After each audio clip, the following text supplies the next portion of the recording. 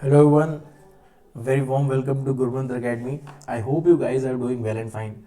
I am Arpit Chaturvedi, your educator, and here I am with another important video lecture of the previous year question solution of year 2016. So as you guys know what you have to do, you have to take these sessions as practice sessions. Like you have to just note down your answer that is correct according to you in your respective notebook, and at the end of the lecture you what you have is your score that you are getting in the specified subject, so that will really help you in the preparation that you are going on. Sorry. So let's begin with it. Acorn worms, that is Saccoglossus species, belong to which one of the following phyla? बहुत ही common, बहुत ही easy. एकॉन worms जो हैं वो हमको किस में मिलते हैं? जनरली चीज़ें जो हैं वो हमेशा आपसे ऐसी पूछी जाती हैं जो सीधे सीधे जिसका जवाब ना मिले। नॉर्मली आप एकॉन वॉर्म्स सुनोगे तो आप तुरंत सोचोगे कि ये प्लेटी हेलमेंथिस का मेंबर होगा या एनालिडा का मेंबर होगा, लेकिन ऐसा नहीं है। Acorn worms belongs to hemichordata, because इनमें हमको कुछ कुछ कॉर्डेट्स के फीचर मिलते हैं जो शुरुआती समय पे। Then a population of bees develop resistance to pesticides and the trait gets fixed within a few generation. This is an example of population of bees develop resistance to pesticide and traits gets fixed within a few generation। ये किसका example है? किसका? अब देखिए population की बात हो रही है, यानी कि कहीं ना कहीं कोई एक स्पेसिफाइड जगह है, वहीं पे जो बीज हैं वो पेस्टिसाइड के लिए रेजिस्टेंस डेवलप कर रही हैं, और फिर उसके बाद कुछ जनरेशन के बाद वो ट्रेट जो है वो उन्हीं जीन्स उनके जेनेटिक लेवल पे फिक्स हो जा रही है। तो किस तरीके का एवोल्यूशन है? ये एक माइक्रो एवोल्यूशन है। ठीक है, मैक्रो होता है अगर ये बहुत बड़े लेवल पे होता है, यानी कि पूरे वर्ल्ड में अगर जो बीज हैं वो सब के सब क्या होता है, सबके जेनेटिक लेवल पे चेंजेस आता है। ऐसा नहीं है, सिर्फ वहीं पे रहने वालों के जेनेटिक लेवल पे चेंजेस आ रहे हैं।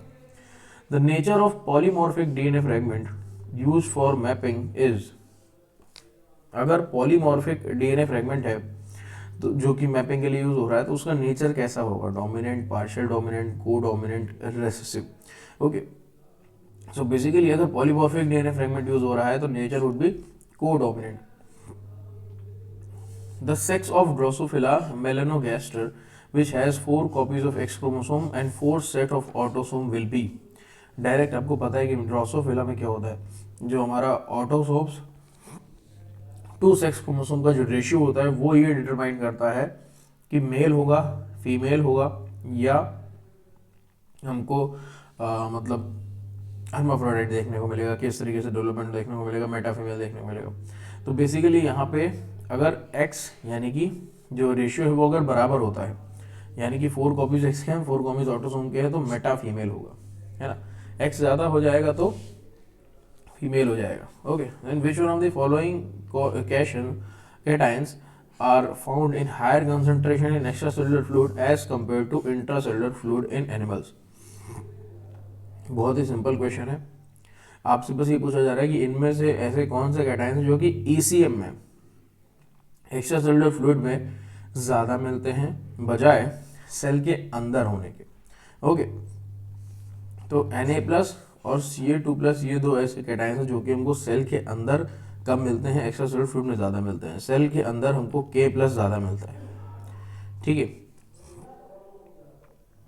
detoxification of alcohol occurs in liver cells where peroxisomal cell enzymes remove hydrogen from it, which is detoxification alcohol का अगर हम देखें तो एल्कोहल डिहाइड्रोजनेज एंजाइम की मदद से लीवर में हो रहा है। पेरोक्सिसोमल एंजाइम जो है वो हाइड्रोजन रिमूव कर रहे हैं, जो कि क्या है? ओके, सो दैट मतलब जो हाइड्रोजन है वो transfers to oxygen molecules and generate hydrogen peroxide, जो कि पेरोक्सिसोमल एंजाइम में देखने को मिल रहा है।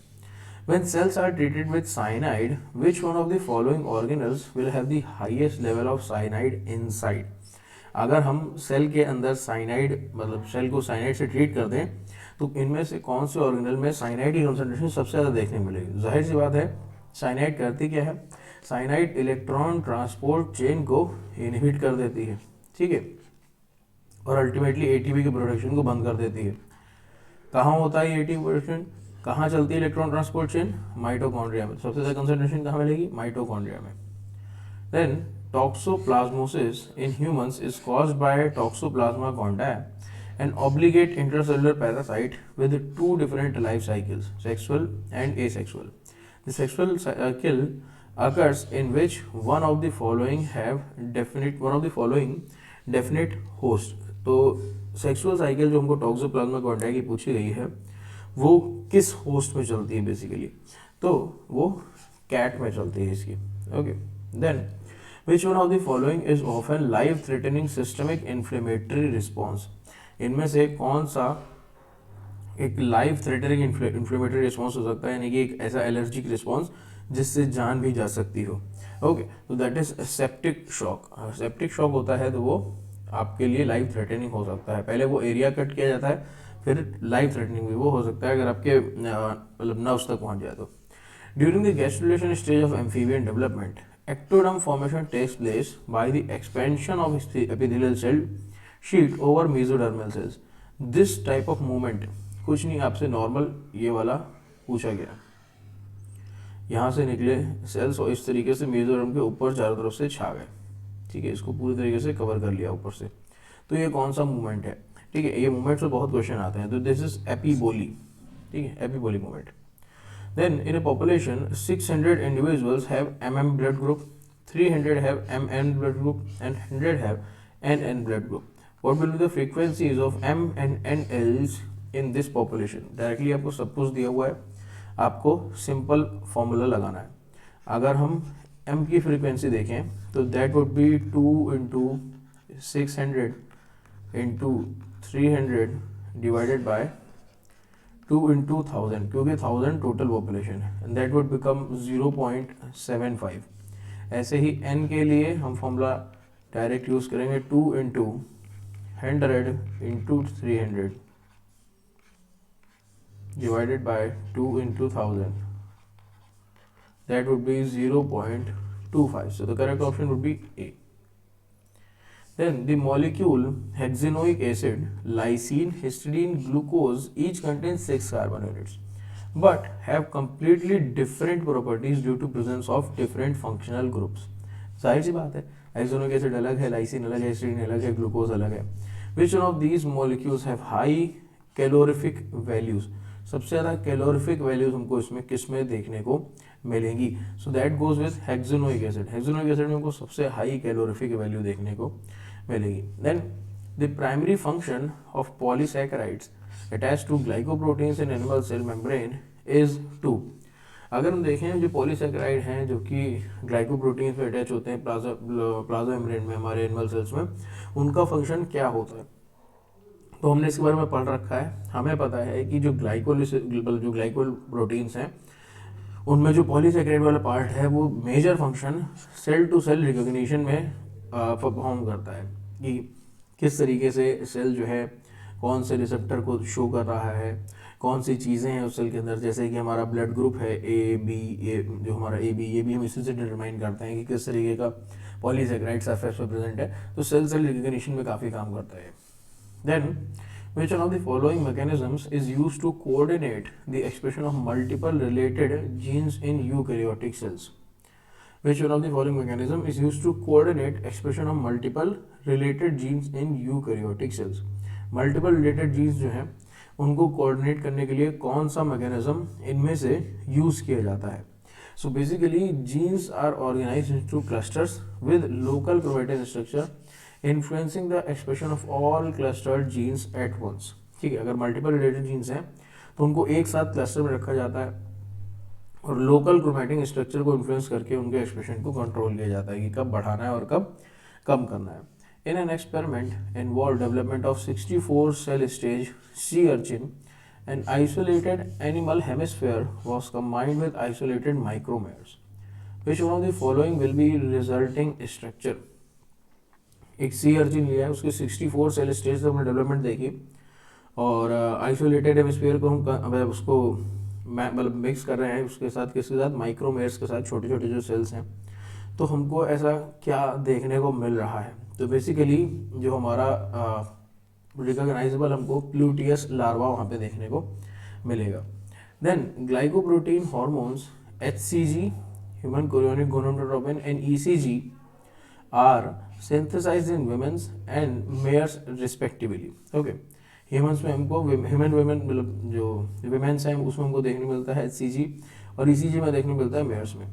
During pregnancy both of these chorionic gonadotropin hormones, ऐसी क्या खास बात है इन दोनों गोनाडोट्रोपिन हॉर्मोन्स की, have only LH like activity in their respective species, have only FSH like activity in other species, are biologically inactive in other species, are routinely employed to promote final stage of follicular maturation, ovulation, and to treat infertility in women. So the correct option is A, like only LH-like activity in respective species. Then Entamoeba histolytica, it is an intestinal parasite that causes dysentery in human. This parasite resides in an isotonic environment of intestine and other tissues in human body, but does not possess contractile vacuoles. If this parasite is placed in fresh water, it will, अगर हम इसको fresh water में छोड़ दें तब ये क्या करेगा. बेसिकली कॉन्ट्रेक्टाइल वैक्यूल का काम क्या होता है, कॉन्ट्रेक्टाइल वैक्यूल का काम होता है ऑस्मो रेगुलेशन का. मतलब पूरी बॉडी में जो फ्लूइड है उसका मतलब मूवमेंट बनाए रखना, पूरी बॉडी में एक जगह से दूसरी जगह तक खान पहुंचाना, पानी के थ्रू ऑक्सीजन पहुंचाना, सब कुछ करना, ठीक है, पानी या ब्लड के थ्रू. तो अब अगर इसको हम छोड़ देते हैं फ्रेश वाटर में तब ये क्या करेगा, इसके पास कॉन्ट्रेक्टाइल वैक्यूल्स तो है नहीं, ठीक है, तो ये हाइपो ऑस्मोटिक शॉक की मदद से मर जाएगा क्योंकि ऑस्मो रेगुलेशन करने की प्रोसेस इसके पास नहीं है. Then in an experiment involving Drosophila development, a large amount of purified bicoid mRNA was injected into the posterior end of wild type embryo. The resulting embryo will have बाइक्वाइड नैनोस, हम सबको पता है नैनोस पीछे रहता है, बाइक्वाइड आगे रहता है, ठीक है. तो अगर हम बाइक्वाइड mRNA को क्या कर रहे हैं, पोस्टीरियर एंड पे इंजेक्ट कर दे रहे हैं, तो हमको क्या देखने मिलेगा, हमको मिलेगा 2 हेड्स आगे और पीछे, 2 thoraces with an abdomen segment in the middle, बीच में एब्डोमेन, थोरैक्स, इधर थोरैक्स, ठीक है.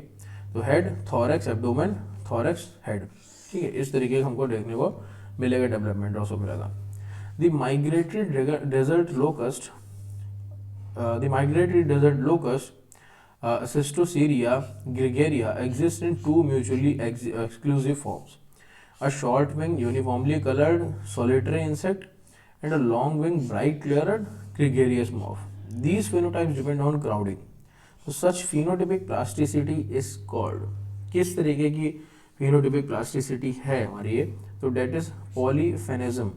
ओके, इस फिनोमेनन को हम पॉलीफेनिज्म कहते हैं, जब क्राउडिंग की मदद से या आप ये कह लें डेंसिटी की मदद से या डेंसिटी की वजह से जो मॉर्फोलॉजिकल कैरेक्टर है वो चेंज हो जाए. देन आपको मैचिंग करनी है सी एनिमोन, प्लूफ्लाई, स्टारफिश, स्पंज, इनको आपके इनके कैरेक्टरिस्टिक के साथ मैच करना है. ओके, तो अगर हम देखें sea anemone is diploblastic acoelomate. Blue fly is a has 3 pairs of jointed legs.